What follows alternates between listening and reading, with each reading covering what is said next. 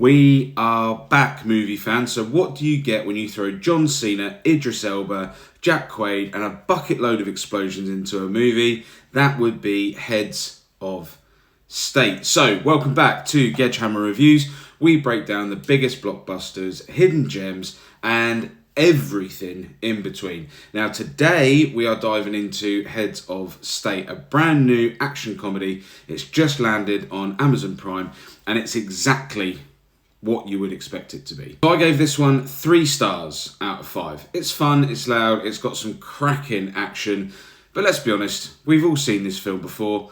That said, if you're here for the fights and the banter, you might just have a good time. Let's break it down. So right out of the gate, Heads of State, it delivers that classic action thriller setup. A political powder keg, a mission with global stakes, and 2 reluctant badasses that are forced to work together. And sure, it's cliche, but it also is kind of comforting. You know what you're going to get going into this. The story doesn't waste any time. We're straight into covert ops, betrayals, fancy suits, and kind of military dialogue where everyone speaks in buzzwords like Code Red and Containment Protocol, or my personal favourite, we have to assume. Seriously though, if Idris Elba says that line one more time, I was ready to just smash the screen. It became a joke towards the end, but as you were going through it, it was just like, why does he keep, what? Come on, very lazy writing. Now onto the cast. Of course, this is stacked. I wasn't expecting to see as many famous faces as we did. John Cena is exactly what John Cena is. He's jacked, he's confident, a little bit unhinged, and he's in his element here. He's cracking skulls, cracking jokes, and he nails the tone of the president. Idris Elba, he brings those serious vibes. He's got more presence, and he sells the whole veteran agent, but I'm now a good guy, and I don't do that anymore. I'm the Prime Minister. But, again, let down a bit. Jack Quaid, no exaggeration here. For that short bit that he's in the film, I was genuinely belly laughing. It's absolutely hilarious. At one point, he gets called, he's America's nutter. And honestly, I'd watch a spin-off as to how he got there and what he had to do and his journey. Priyanka Chopra, she's there, she's not there, she's back. Yeah, fine. Love interest, okay. But the psychologist from Ted Lasso, she's great in that, but her accent here is not good. Now, Paddy Constantine, though, the villain, massively underused. He's a powerhouse actor, and they gave him maybe 5 lines. His backstory, pulled directly from the generic Villain for Dummies handbook, it is wasted. And Shalto Copley, I got so excited. He was a good bit of the A-Team movie, and then that's it. No, see you later. He's gone. Dead. See ya. But where Heads of State really starts to win me over is the action and how it all comes together. They're clean, they're well choreographed, and they're relentless. There's a safe house fight midway through the film that is excellent. You've got great music, there's great camera work, and some really satisfying hand-to-hand combat. There's a rhythm to the chaos, almost like the film's trying to be a playlist of punch-ups, but it does work for this movie.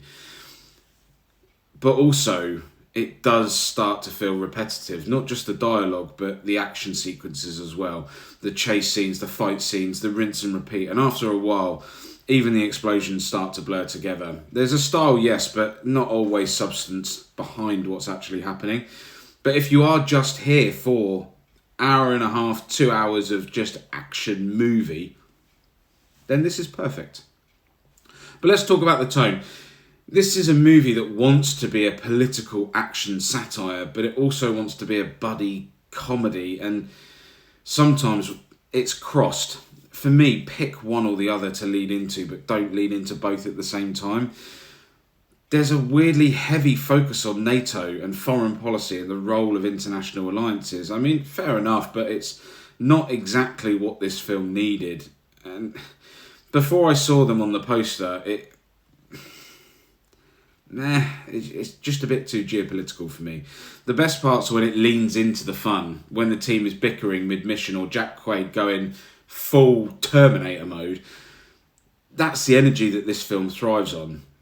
But when it pauses to try and say something profound, or because of how it's been up to this point of that sort of comedy, the real political bits, then they're not hitting, because you're like, oh, come on, let's get back into the action.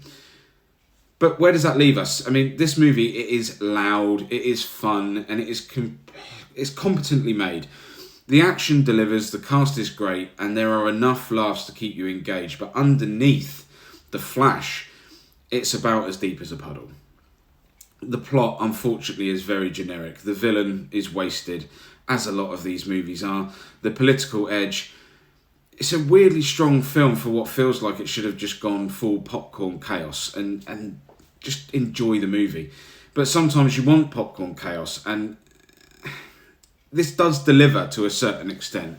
So I'm giving this movie 3 stars. It's not going to change the game, but if you're bored on a Friday or a Sunday night and you just want to put something on that you don't really need to concentrate to, this is great. It's got great action sequences, great cast, everything's well done, but nah. I want to know what you guys thought, though. If you've seen it, was it a good time? Was it just another forgettable streaming movie? Did Jack Quaid make you laugh? He certainly did me. Or are you still trying to work out what is going on with that accent? So drop your comments, drop your thoughts below, please. Give this video a thumbs up if you had some fun, and don't forget to subscribe for more honest movie takes in the Gedgehammer style. Until next time, though, please keep watching. Go back and watch some of the old stuff. There's some good stuff there as well. But as always, keep on smashing. Have an amazing day. I'll see you on the next one.